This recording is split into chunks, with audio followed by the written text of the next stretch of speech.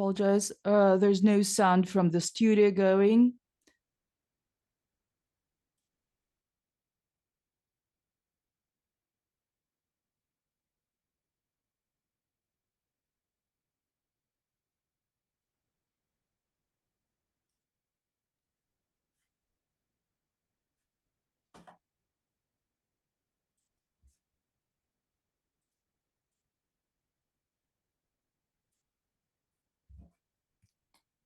No sound from the studio. I do not hear the moderator. I apologize.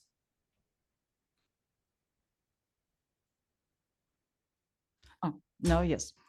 Well, I welcome our participants and I announce our experts today who are with us. Vladimir Yevseyev, Deputy Head of the Eurasian Integration and Development of SCO Institute, and also Sergei Luzyan, Professor of High School of Economics and MGIMO of the Foreign Ministry of Russia. And I pass the microphone to Olga from Delhi to introduce the participants there. Greetings from Delhi, Oksana, esteemed experts in Moscow. Let me introduce our Indian esteemed experts here. Professor Anurag Khachanoy, a professor retired from Jawaharlal Nehru University, independent analyst, and Professor Dr. Ashwani Mahajan, professor of Delhi University and national co-convener of Swadeshi Jagran Manch, an Indian political and cultural organization which is affiliated with the Rashtriya Swayamsevak Sangh. Oksana.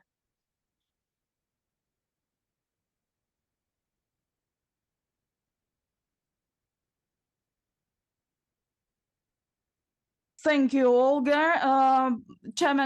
Presidency of India was finished yesterday in SCO, and now the baton is taken by Kazakhstan. And I want to congratulate our dear Indian friends and colleagues at the with the end of the Indian presidency in SCO. We have 5 minutes each for summing up results of the summit and statements made, and also outlined steps to strengthen and develop SCO. You work as traditional habits in just exchanging the experts and giving floor one by one.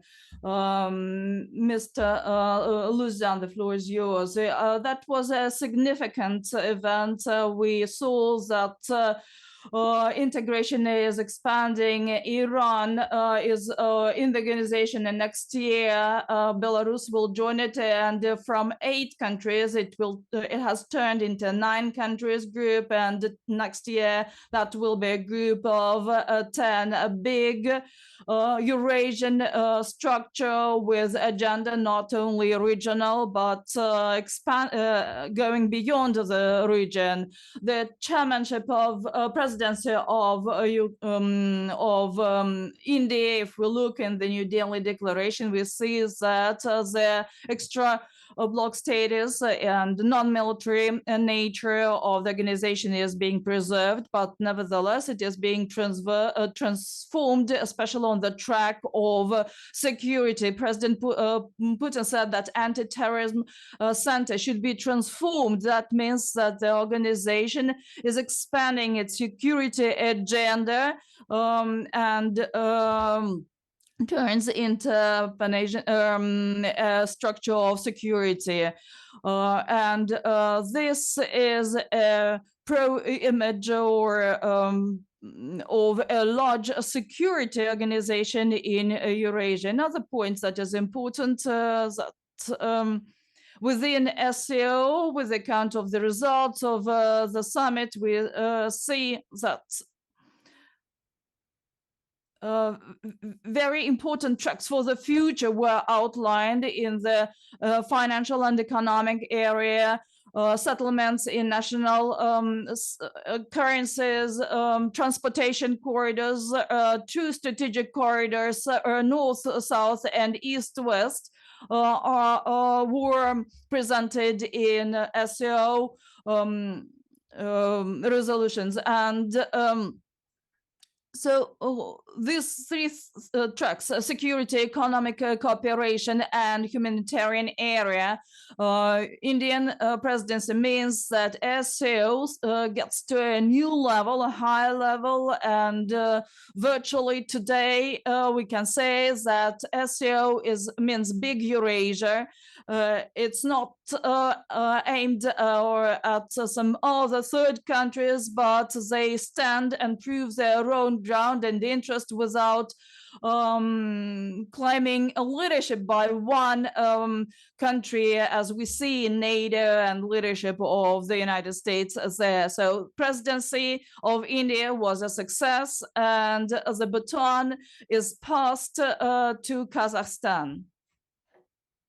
Thank you very much, Sergey Luzan, and I encourage our guests to switch off your microphones while not speaking, not to have interference. Now it's my pleasure to pass microphone to Delhi, to Professor Mahajan. The floor is yours, Professor. Your comment on Indian presidency in SCO.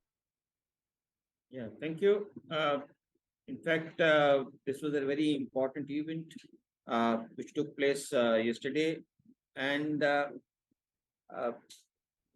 majorly there were areas in which there was broad consensus, but except the two areas, Belt Road Initiative and the development strategy.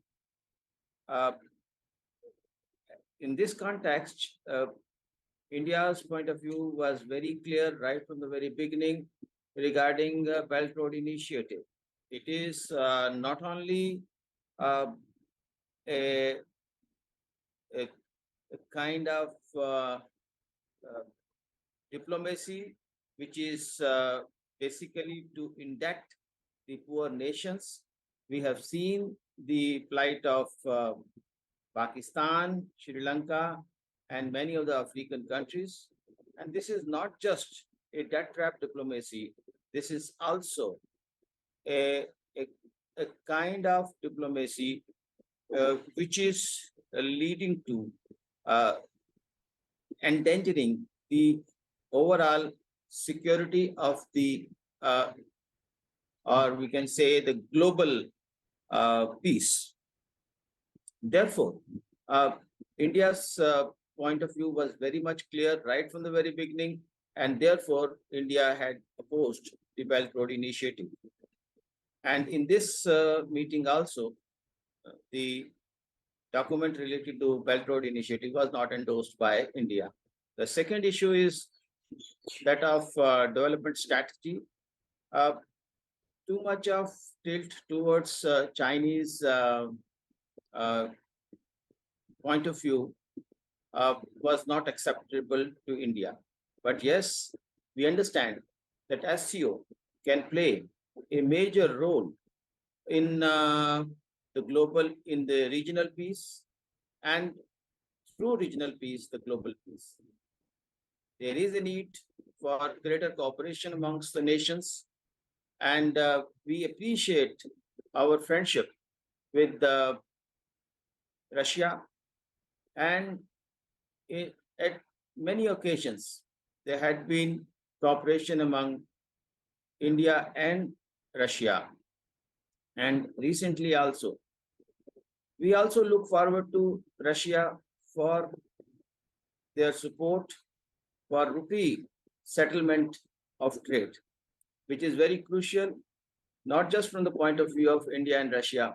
It is also important to have a more equal world. It is very important to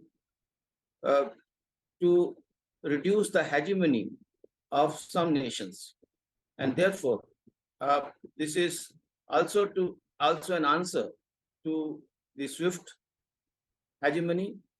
It is also an answer to the to the dominance of a particular currency in the global trade.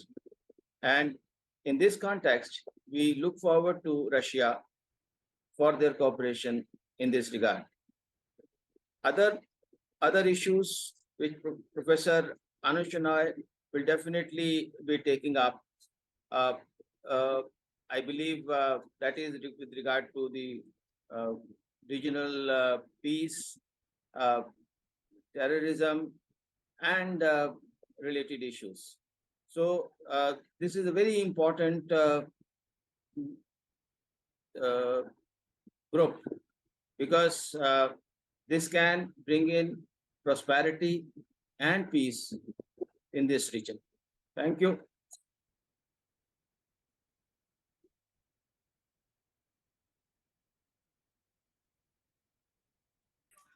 Thank you very much, Professor Mahajan. Now I give the floor to Vladimir Yevseev. Your comments on Indian presidency and SCO. Thank you very much, esteemed Russian and Indian colleagues. Unfortunately, we witnessed various events on the eve of the summit that were interpreted in various ways. In mass media, it was also said that it is the special military operations that interferes with the in-person meeting of the summit. Prime Minister Modi visited Washington a few days before that summit, and there were some other challenges in the in other organizations. Quad, for instance, is a concern for us, and that can be considered as a bite because India is not part of Quad. But I believe that we achieved whatever could have been achieved, that SCO remains strong and its influence expands on the Middle East and Near East, and it is important that agreement was achieved on participation of Iran, and that was done through the efforts of China. We need to bear in mind what concerns countries the most. If we're speaking about special military operation, that's relevant for us, but of economic agenda is more relevant for other countries. For instance, Kazakhstan spoke about financial tools to ensure economic projects, and that view was supported by observing country, Belarus. The benchmarks that we have now is not enough for the time being for implementing the projects. I mean, the bank that we have now in SCO is not enough. That should be something similar to the bank of BRICS and larger portion of trade and commerce and national currencies was not supported by all members of SCO, and they said that that's not something that is welcomed in their nations because they do not want to spoil their relations with the United States. All in all, I would like to say is that we saw rather exaggerated expectations of SCO to see it as a new core to be formed by Russia, India, and China. This idea was not implemented in practice. SCO is just one of the platform for India, but for Russia and China, that's an important platform. And this creates, if not uncertainty, but at least some concerns, some anxiety, because this discrepancy in positions generates some difficulties in transformation. Well, with what we see in the New Delhi Declaration, the maximum that is possible now has been achieved. More efforts being taken in the Afghanistan direction, and Shafkat Mirziyoyev spoke about that it is necessary to make the dialogue more active.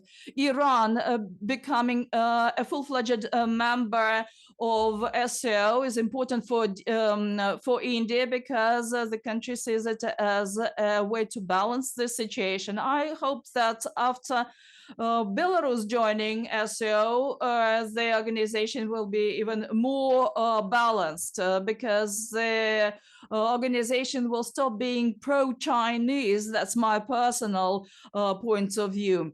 And I want to say that we have achieved the maximum that is possible at the current point of time. Thank you very much, Vladimir Yevseyev. Now I pass the microphone to Professor Chinoy. Your colleague mentioned, your interesting colleague, comment about peace in the region. So your opinion on India's presidency in SCO and results of the summit. The floor is yours, Professor Chinoy.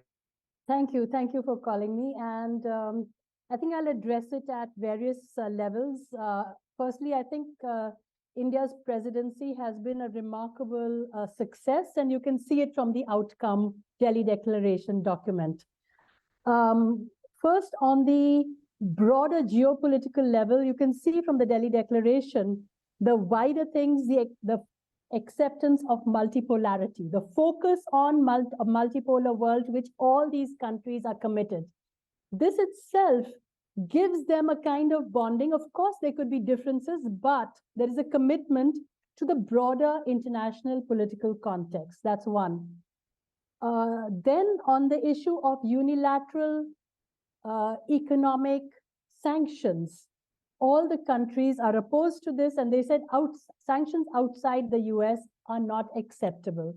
So this is a major resistance of the Global South. So they were voicing the idea of the Global South also in this Delhi Declaration, and of these countries and what they are facing in terms of hybrid pressure from various sides. So that was a second wider thing. The third was the idea which Dr. Ashwini already raised about a commitment that India and Russia and China and all the other SCO members have to the ultimate use of a national currency. Right now, some countries are more advanced in this. India, for example, has opened, the Reserve Bank has opened Vostro accounts, which countries can use. These are still in process, but it is a big opportunity for the SCO countries to, then on the operational level were the issues of security. It was wonderful that Iran joined, and Prime Minister Modi rang up Prime Minister Raisi and congratulated him right after the meeting. So that was a welcome move, and it strengthens SCO as a regional organization. There are, of course, issues between countries, but happily, if we go according to the rhetoric of the leaders, for example, if Xi Jinping said that we should have common security, we should hold him to his rhetoric, and this should be implemented also. There should be common security in the region. The security concerns of various countries should be looked at, and that came out. But the format of the SCO is what I think is a model format, that the strengths and the agreements come with consensus. And if there are some bilateral issues, countries have the option of not signing on that particular part of the operational document, which makes this a very flexible and important organization. I think not only regionally, yes, but now the region has an impact globally. And that is why what the last speaker said, that there were criticisms from some in the Western media about the SCO, and especially that it has no cohesion, there are problems. I think there are ways to get over this, and India, Russia, China, the Central Asian countries and other members have shown that through dialogue, negotiation, one can come at these major things like the Delhi Declaration. And I think the Delhi Declaration would go down in the history of the SCO. So I think personally, I'm delighted by it, and it reinforced the idea that this is a non-militarist alliance. It spoke about the fact that we do not want bloc politics coming in and influencing us. So a lot of things were said by the leaders of these countries, which I think need to be followed up at the operational and technical level. India, of course, promised, or they decided they can give assistance on the areas they're advanced on, like digital finance, financial transactions. So I think it's open for countries to make use of it. And for me, I think I looked at it very minutely. It was a very good meeting, and congratulations to all countries. Thank you.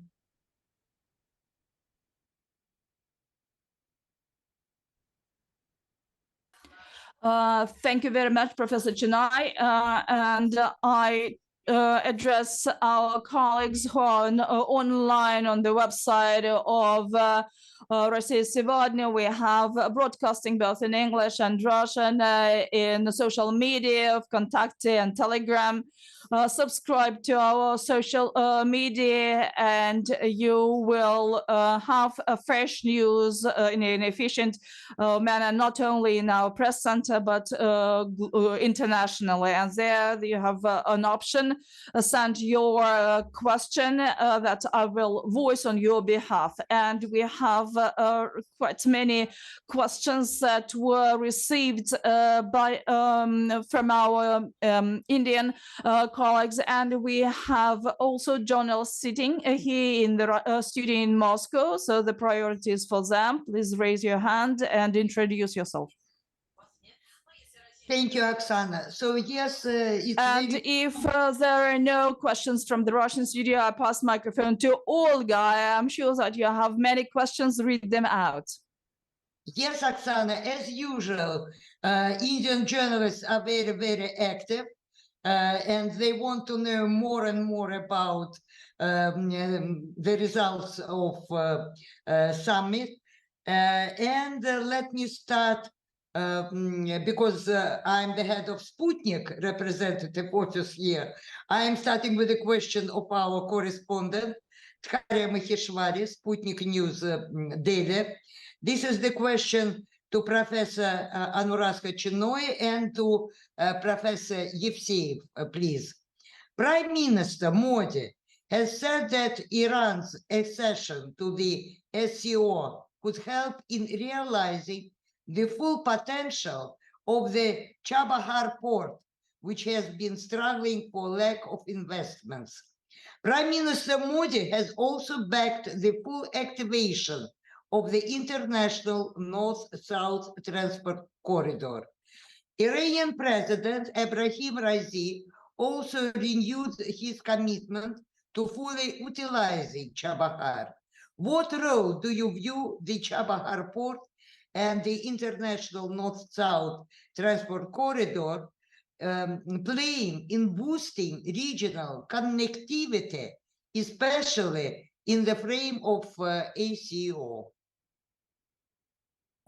I think it's an extremely the international north-south corridor, because it links not just Russia and through a multimodal transport, rail, road, ship, etc., through Chabahar port to India, and the transportation days will get, and it's already been used a couple of times as far as I could see, is that I think currently the geopolitical situation has changed, and so Russia and Iran have much more interest in developing the INSTEC than they did earlier.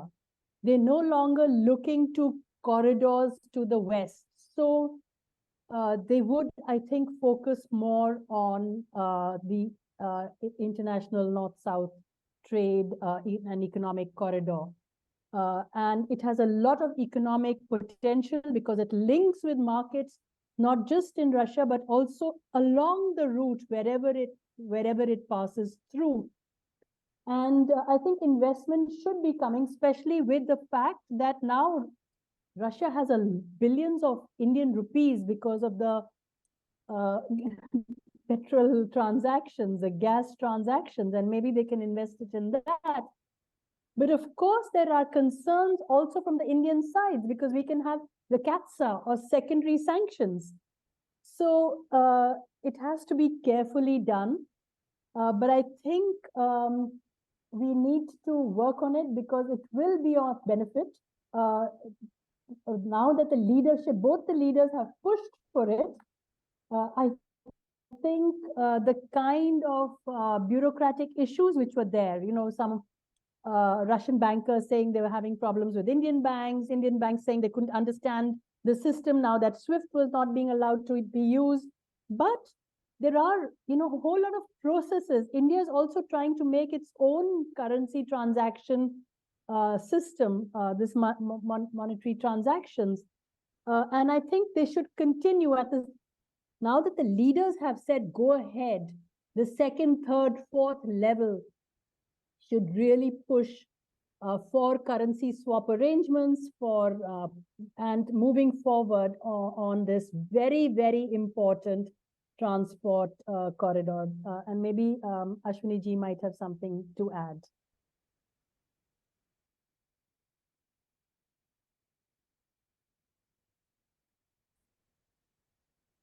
You want me to? If you want to add anything to what I haven't said. Yeah, thank you. In fact, it's very, very important for India to get support from other SCO countries with regard to rupee settlement of international trade. And obviously, we would welcome the use of domestic currencies of all the SCO member countries for the international settlements. And Chabahar port, which has been going through major challenges. In fact, the membership of Iran will definitely pave way for a more smoother construction and development of this Chabahar, and this would also help in the more better transportation and trade in this region. Thank you. And Oksana, this question is to Professor Yevseev too.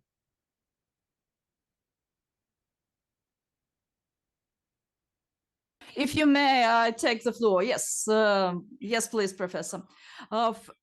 Initially, the north-south corridor was meant for transportation of Indian goods to Europe, Northern Europe in particular. But as of now, this option is not considered. And there were those in India who wanted to pass by Pakistan, and the Port Chabahar helped to transport goods to Asia, but that was all about relevant before the special military operation. And when it when it was launched, the value of the corridor increased by many factors. It is transportation of goods to Russia through the ports, and although there was a number of challenges. The port itself in Delhi in Iran should be deepened, and not all railroads of Iran were electrified. And Russian ports also have problems. Russia has only Astrakhan and Orly, not far from Astrakhan, and also Makhachkala. And Iranian colleague said that the Volga River itself should be deepened to increase the tonnage of ships, vessels that pass the Volga River and the Volga-Don Canal. And another comment on the transportation corridor. Russia began to consider it not only for transportation of Indian goods. The matter is that we have nothing to transport back. We see one shoulder that of import in Russia, but what is to be taken to India? I understand that much focus is on transportation of Russian oil to India, but it goes by, it is transported by ship and by sea.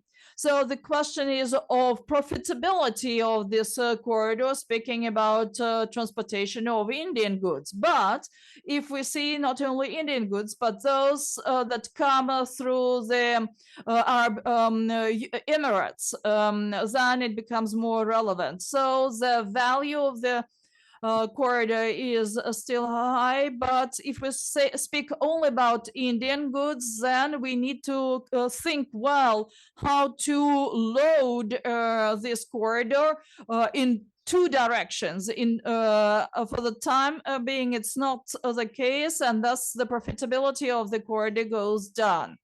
But how Iran's membership in SCO contributes to the development of the organization? It's a very positive step, because that means that SCO expands to the whole Near East and Middle East. But there are also some challenges. We all understand that Iran is a Shi'i center, and this may lead to certain tensions with other nations with Sunni Muslims living in other countries. There are also interests that may clash in the region, but the fact of membership doesn't mean that the tension has been alleviated. Israel is also an important player in this region. So membership of Iran gives a good sign, but also brings some challenges. Especially we speak about the cultural basket of SCO cooperation, and we need to be very prudent and in this aspect. Recently, we had a conference in Russia on cooperation between Russian Orthodox cooperation with Shi'i Islam. Shi'i Islam is considered to be closer to Orthodox Christianity rather than Sunni trend of Islam, and that should be also considered in the cultural basket. Besides, we need to get prepared for a stronger step of Iran in SCO, because this will change the organization, and we should be prepared for that. Olga? Yes, thank you. The question from Abhishek Upadhyaya, ABP News, to Professor Luzyanin. During the ACO address yesterday, Prime Minister Modi called for united efforts to eliminate terrorism terrorism. How Russia is going to deal and help on this issue?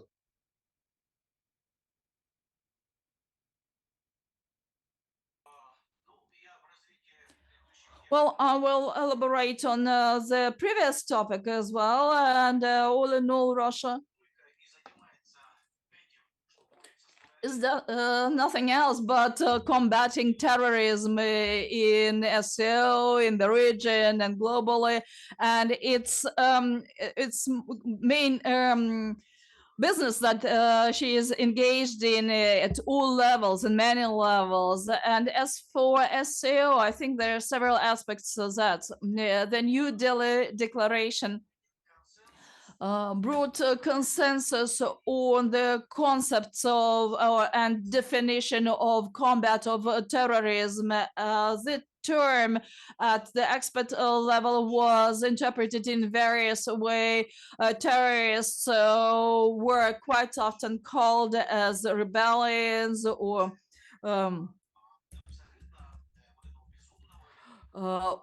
insurgents or insurgent fighters or rebels, and various interpretations were given. But it is very important that SCO find a common definition, gave a common definition to this notion.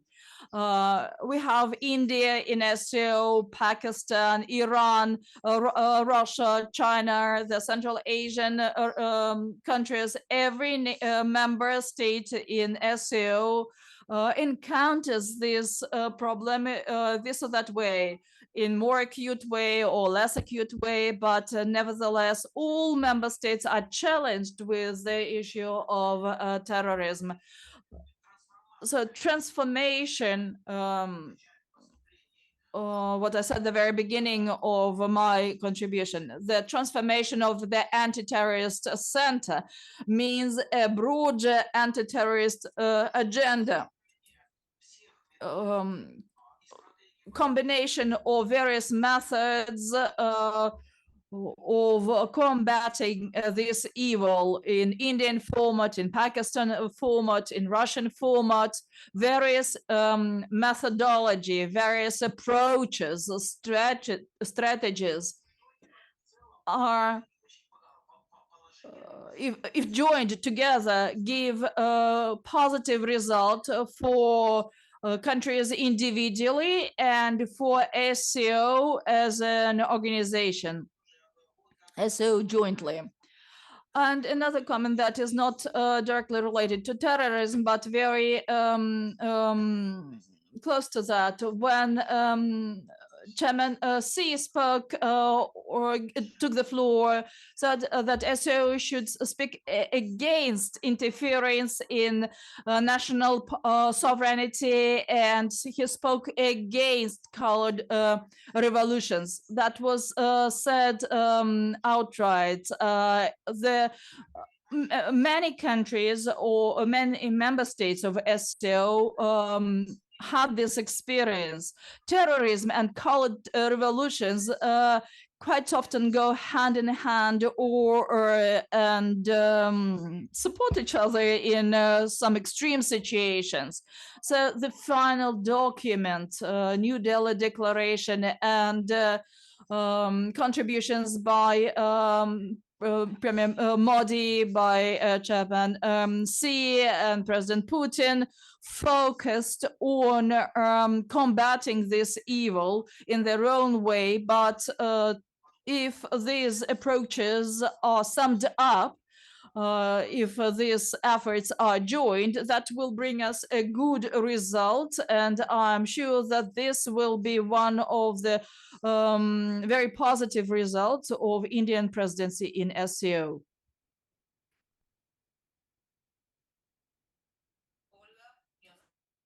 Olga, I know that you still have questions in your Yes, yes, we have a lot of them. Let's continue the topic about the billions. Indian journalists are very interested about the expenditures of billions of rupees which Russia receives from India. So Deepak Ranjan, Chief Correspondent, PTI, Press Trust of India Agency. Russian President Vladimir Putin had recently said that Make in India initiative has had a truly impressive effect on the Indian economy, and it would do no harm to emulate what is working well, even if it was not us, but our friends who created it. Given present global circumstances with Ukraine war going, how can India and Russia collaborate for the benefit in the frames of ACO? This is one question. This is question, I think, to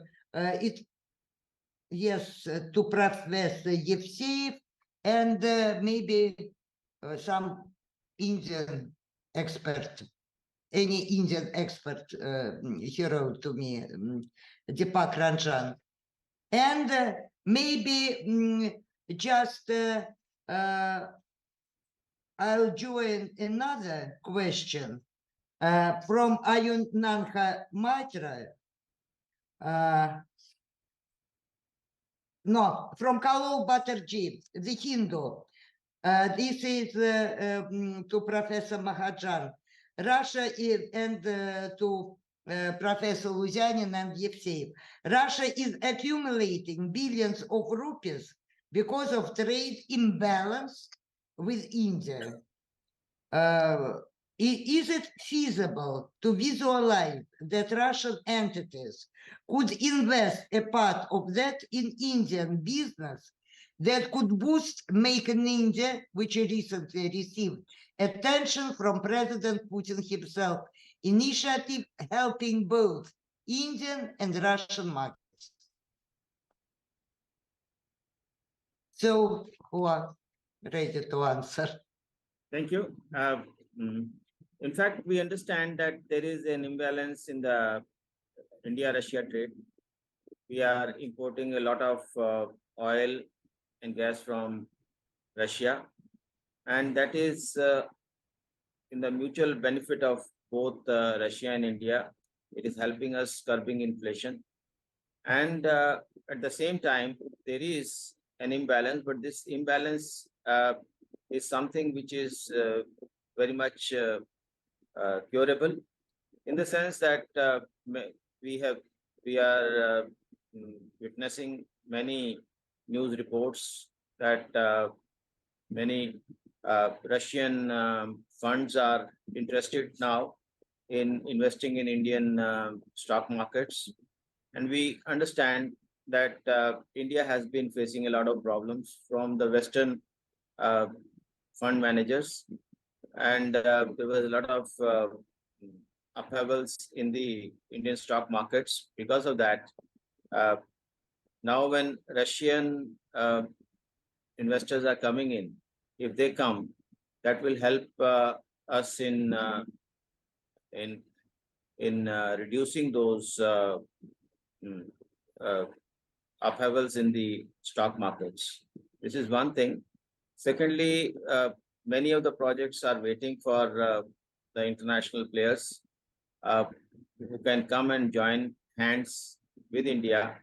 And India has got a lot of scope with the Atmanirbhar Bharat self-reliant initiative taken by Indian government and a lot of production and incentive schemes and other various support mechanism which has been built by Indian government for Make in India. Russian businesses have got a lot of opportunities here. When I was there in the Russia Day, my friend knows that many of the Indian businessmen were there, and they are looking forward towards searching new markets in Russia, because we have many things, many commodities which can be exported to Russia. India can help in various other ways by exporting payment technology and other kinds of technologies, and the mutual cooperation can take place. So this imbalance in the international trade is a momentary one. I believe this issue can be easily sorted out, and this is in the best interest of both the countries, both India and Russia. If we want to defeat the hegemony of any single currency, this is the only way the cooperation between India and Russia can go a long way in this. Thank you.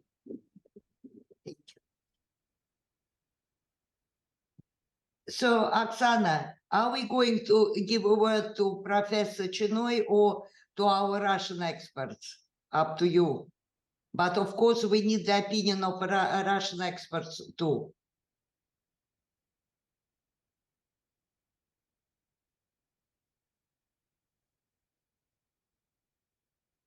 Olga, up to you if Russian colleagues are willing to comment. Yes, yes, yes. If you do not mind, I will comment as well.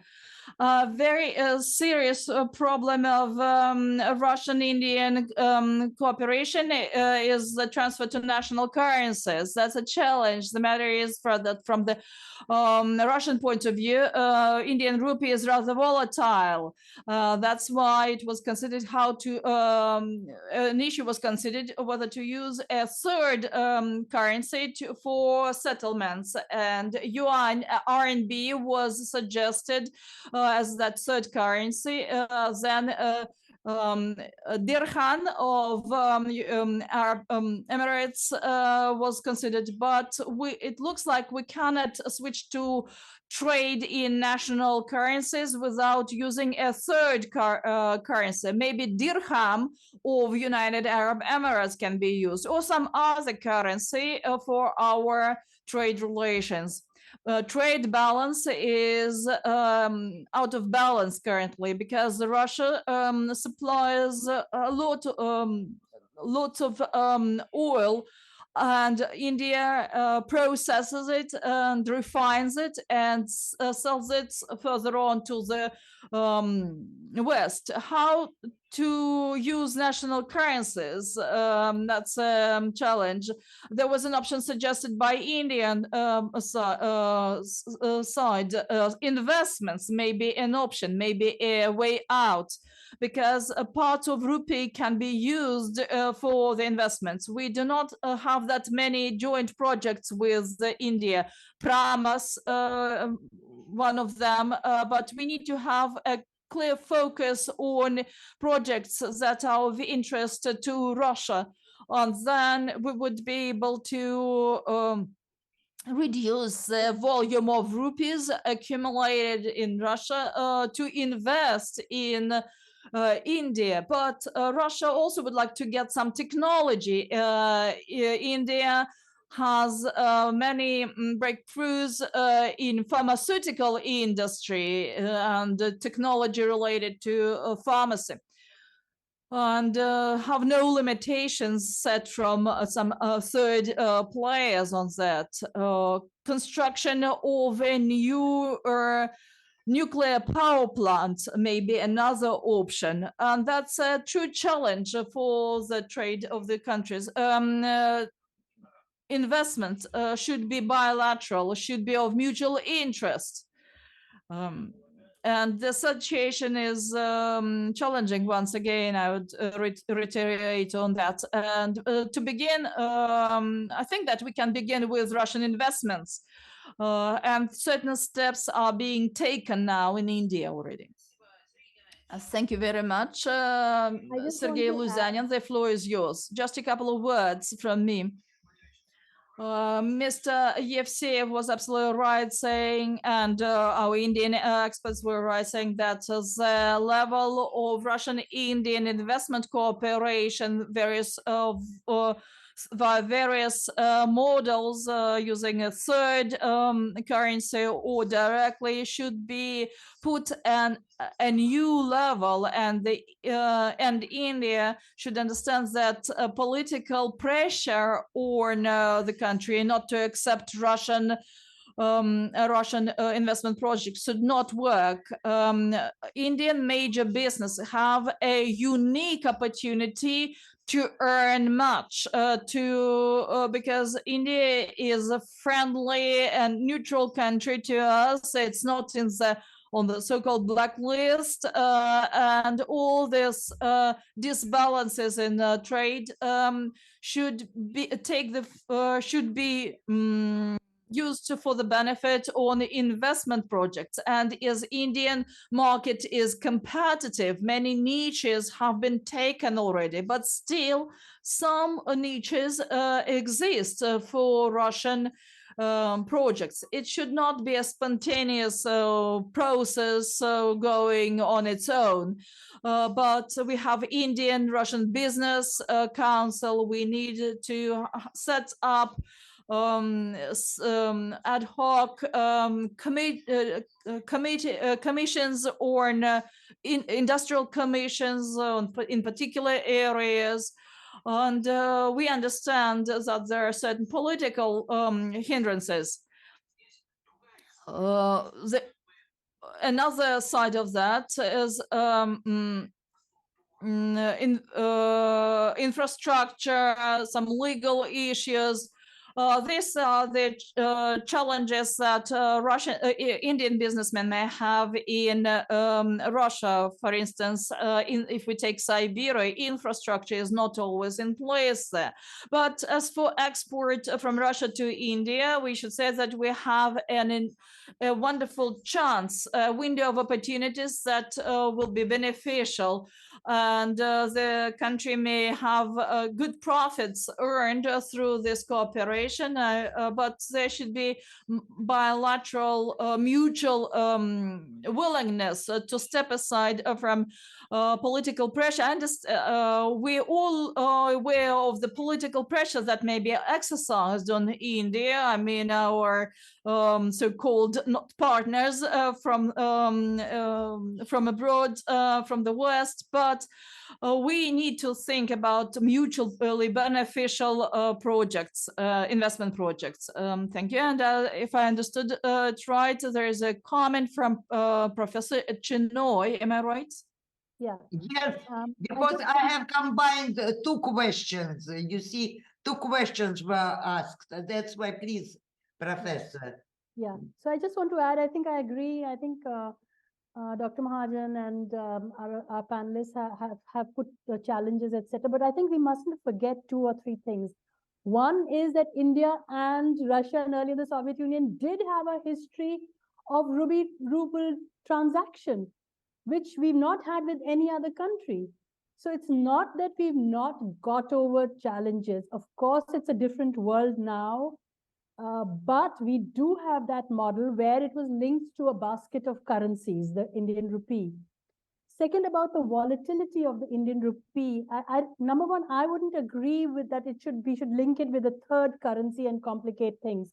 We can have direct swaps. And India is doing that with more than 18 countries. We have trade in our national currency, even with Japan, with several in the ASEAN, with South Asian countries. Of course, it's not at the same level as it would be with Russia. It's much smaller. With Russia, it involves billions of dollars, but it should begin here.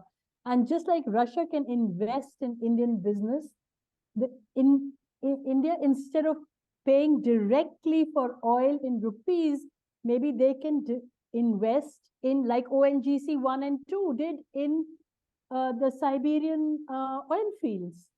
So you see, the more they're economically linked, the less there will be pressure that India can resist pressure from outside, like they have resisted pressure.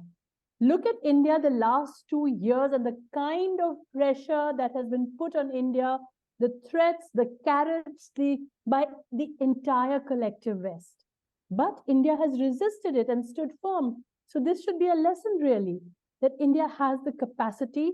It will always have strategic autonomy, even though there might be small sections of, some strategic analysts saying it might be better for us to have trade with X or Y, etc., not naming the countries. But nonetheless, I think there is a core amongst even Indian public which supports this position that India has taken in the last 2 years. You ask anyone on the street and they will say, yes, we support India's neutrality, and the framing of how they frame Russia and Indian partnership in a multipolar world has support from across political parties, across formations. So there is a consensus. So I think these challenges which you pointed out are serious, and they need to be addressed because they can get out of proportion and people can misuse them. So those technicalities and the operational parts, politically there doesn't seem to be a problem, but operationally those challenges should be addressed by collectives of economists and businessmen on both sides. Thank you. Situation is difficult, but it has to succeed, because without this, there is no solution.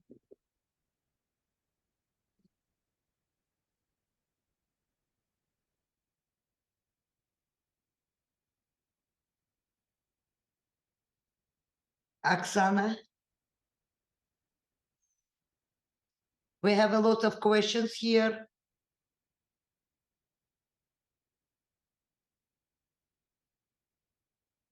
We have just 15 minutes left. Just one brief answer and one brief question and short answers. No questions from Moscow?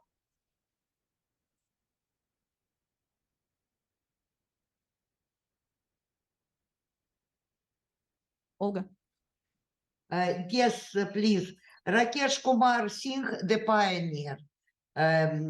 To Professor Mahajan and no any expert from Russia. The threat from the Islamic State Khorasan province has increased multifold in the SCO member countries post the withdrawal of the US troops from Afghanistan. Is the SCO working on a joint strategy to reduce the threat?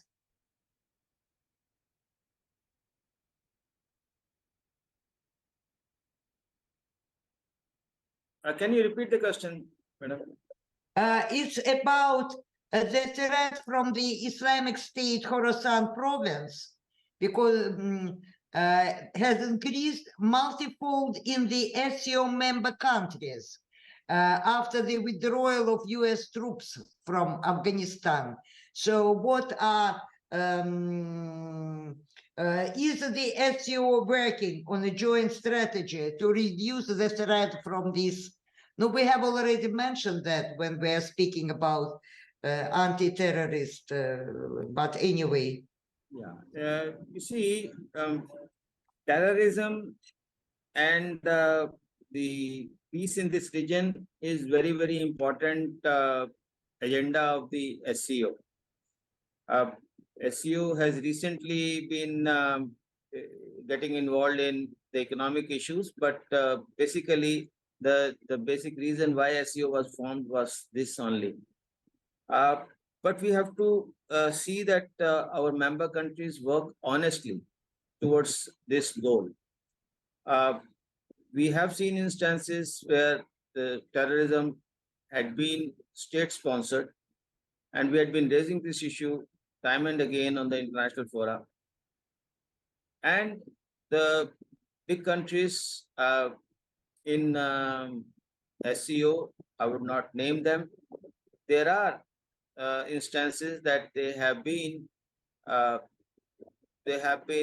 coming in way of combating terrorism, especially in terms of declaration of certain terrorists, some terrorists as the global terrorists. So we need to understand that unless we start working honestly on this goal, it will be very difficult to achieve, to achieve some on this account. And yes, there are dangers emanating from the ISIS, and the humanity as a whole has to work together, and SCO members are no exceptions. If they don't, then the global peace would be endangered. So I am not naming those countries in SCOs for the sake of diplomatic relations, but yes, they have to come forward and say spade is spade, call spade is spade.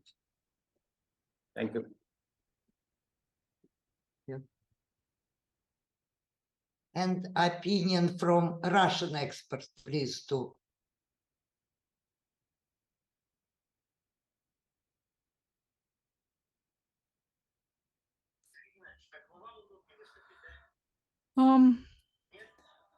Who's who is to take the floor as a professor?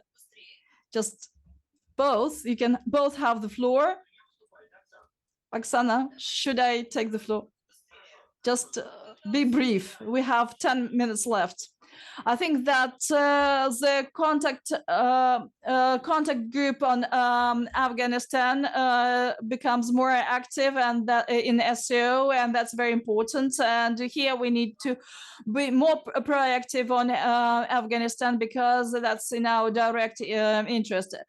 Pakistan also considers Afghanistan as its backyard, but we should not have some exaggerated expectations because besides Afghanistan, there are other areas of conflict where there are various organizations that are interpreted in very different ways by different countries, by different member states. Mr. Luzyanin, will you add to that? Yes, just a couple of comments. If we take SCO resources, besides Russia, India, and China and Iran, that are major resources. There are also local resources to combat terrorism in the region and in Afghanistan in particular. There's Uzbek-Afghan Talib format, which is small one and goes is speed for high speeds, and Pakistan-Afghan format is also very important. Pakistan is a member state of SCO, and the states that was in conflict with India and have their own very difficult background of our relations. All this also tells on the situation, but I don't think that there is a direct work of Pakistan to ignite terrorism in that region. I don't think so, in spite of Indian-Pakistani difficulties or Indian-Chinese issues that exist between them and tensions.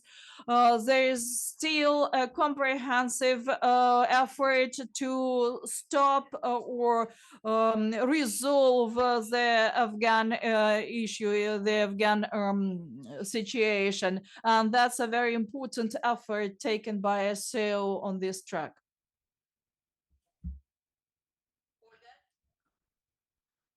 Olga? Yes, Ayunatka Mitra, journalist, to Russian expert, Professor Yevseev. We have recently seen the G-Hall inked treaty in the United States.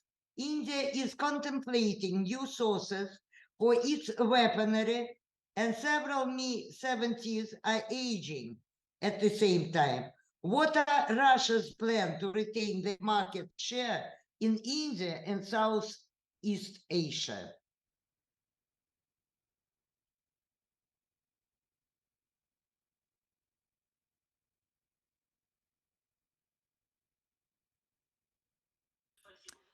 Thank you for the question. For us, expansion, considerable expansion of the American-Indian cooperation in the military sphere in weapons brings a concern, and I think we can oppose this only with expansion of Russian-Indian cooperation and in the military sphere as to counterbalance that, but we have only promise for the time being and no other projects in the in future to return of money for the money for the weaponry not delivered. India criticizes Russia for the weaponry that was under supplied, but we also need to think how to transfer money for the weaponry. And the United States have all cards in their hands because they have no limits on money transfer. But we need to think about some other format besides BrahMos, maybe in anti-missile ballistic defense. And Russia has certain is ahead of many Western countries. We need to think of projects that will absorb the rupees that have been accumulated by Russia. We have good experience of trade in this sphere with Vietnam that has mainly Russian or supply weaponry, and during Cambodia presidency some anti-Russian actions were taken on behalf of ASEAN, and that raised concern in Russia. So Southeast Asia is an issue that requires separate discussion. Currently, Russia has hosts deputy head of the defense ministry of Vietnam, according to some information, and there is soon they will have a meeting, and I think that a certain approach on a closer cooperation in military and defense cooperation will be developed. But India also is developing its cooperation with Vietnam, to my knowledge, but not at the level that Moscow has with Hanoi now.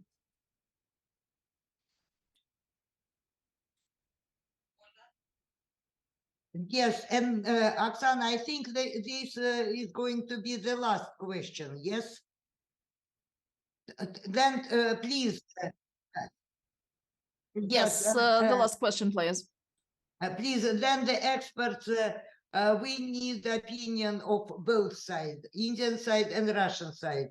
As the Indian External Affairs Minister, Mr. Jaishankar, recently cautioned against reducing the ties solely to New Delhi's defense dependencies. What are the elements, in your opinion, which could be the base of strong relationship between India and Russia, especially at a time when India-China relations continuously facing rough weather? The question by Rakesh Rocky, special correspondent, Tehelka Daily, Hindi media. This is the question for Professor Mahajan and to any, as the correspondent wrote to me, to any Russian expert.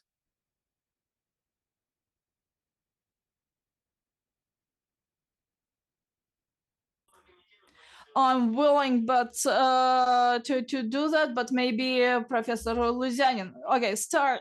Please do start, Professor Yevseyev. Well, the point that is important, we used to have military drills. I think that we should not stop them. Maybe they should not be done on land, but in the sea.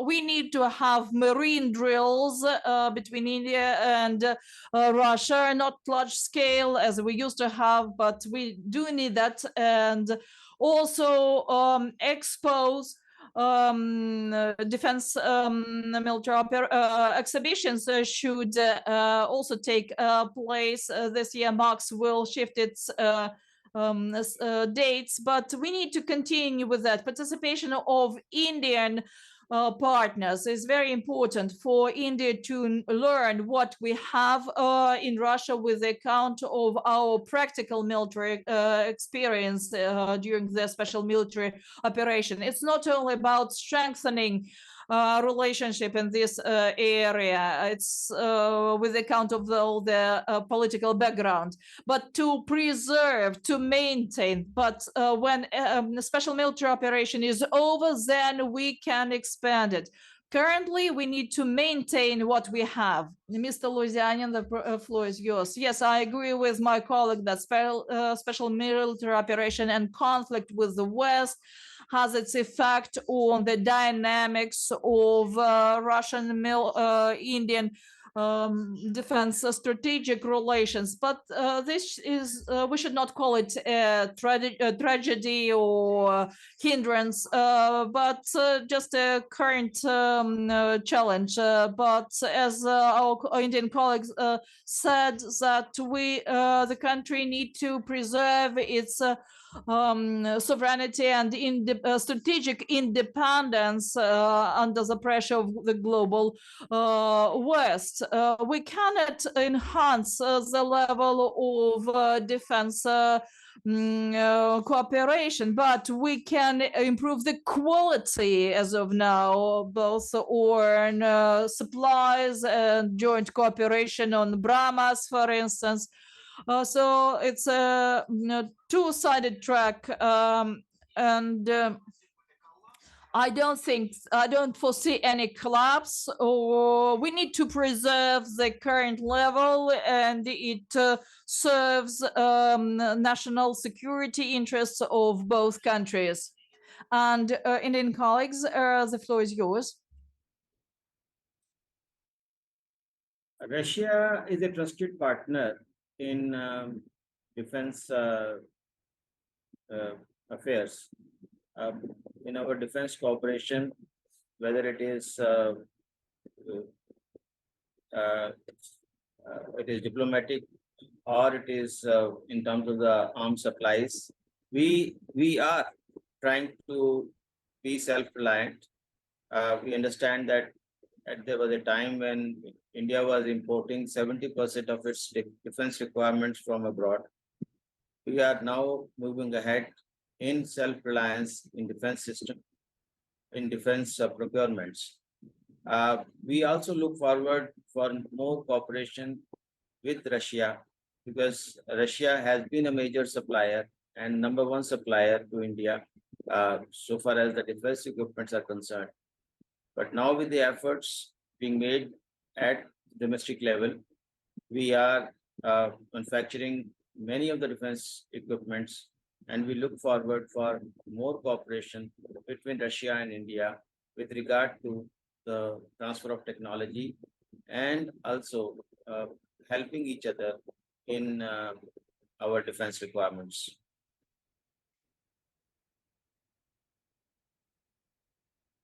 I think I'll just add that, of course, India, there are three things. One is, India has the basic platforms are from Russia. So the basic minimum will remain, it will continue to remain, even though the two things that Dr. Ashwini mentioned, one is some amount of defense production here, and second is diversification. So both things, so three things are happening simultaneously. The basic Russian platforms remain. So we're still reliant for our imports till about almost 60% from Russia for our defense. But of the 40%, we are doing our own production, and there is diversification, which is important for any security, kind of issue. But I think the important thing is for Russia is the fact that they have been very easy on transfer of technology and joint production, whether in our nuclear power plants or the manufacture of the BrahMos and etc. But as someone mentioned earlier, this needs to expand to others. And we've seen, I think the Indian military has watched very carefully the strengths of the Russian military in the special military operation, where their air defense system has proved to be the best in the world. And I think that's something that India is probably watching. I mean, I'm not a military expert, but I have been seeing the Russian telegram channels and what is happening. It's all on social media. It's almost a war which is being watched by everyone. And we can see the Russian strengths in not only strategy, but operationally, but also in their technology. So I think that is something that probably will help Indian decision-making at the top in the years to come, because these are not short-term, these are very long-term planning measures. Thank you very much.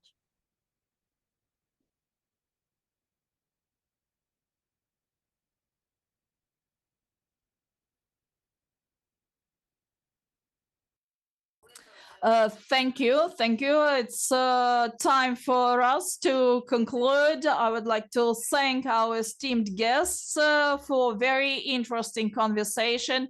I'm sure that many more topics could be picked for discussion, but we'll use our next opportunity for that. I will be happy to welcome you at our studio, online and in person, and see you again. Thank you.